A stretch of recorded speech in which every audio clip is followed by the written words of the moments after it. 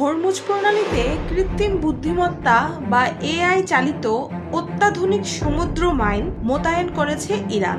আইআরজিসির সাবেক কমান্ডার ও সামরিক বিশ্লেষক হোসাইন কানানি মোকাদ্দামের ভাষ্যমতে এসব স্মার্ট মাইন জাহাজের শব্দ, গতিবিধি এবং পানির চাপের পরিবর্তন বিশ্লেষণ করে বন্ধু ও শত্রু জাহাজ আলাদা করতে সক্ষম। তার দাবি, প্রয়োজন হলে নির্দিষ্ট লক্ষ্যবস্তুর নিচেই রিমোটের মাধ্যমে বিস্ফোরণ ঘটানো সম্ভব। তবে এই দাবির পক্ষে এখন পর্যন্ত কোনো স্বাধীন আন্তর্জাতিক যাচাই বা নির্ভরযোগ্য সামরিক প্রমাণ প্রকাশ্যে আসেনি।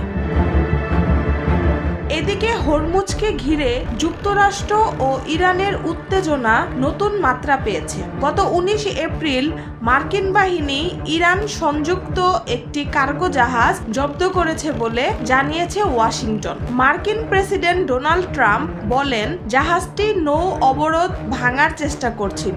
মার্কিন নৌবাহিনীর তথ্য অনুযায়ী জাহাজটির ইঞ্জিন রুমে লক্ষ্য করে গুলি চালিয়ে সেটিকে অচল করা হয়। পরে মেরিন সদস্যরা জাহাজটিতে উঠে নিয়ন্ত্রণ নেয়। পাল্টা প্রতিক্রিয়ায় ইরান এই ঘটনাকে সামুদ্রিক দস্যুতা বলে আখ্যা দিয়েছে এবং প্রতিশোধের হুঁশিয়ারি দিয়েছে।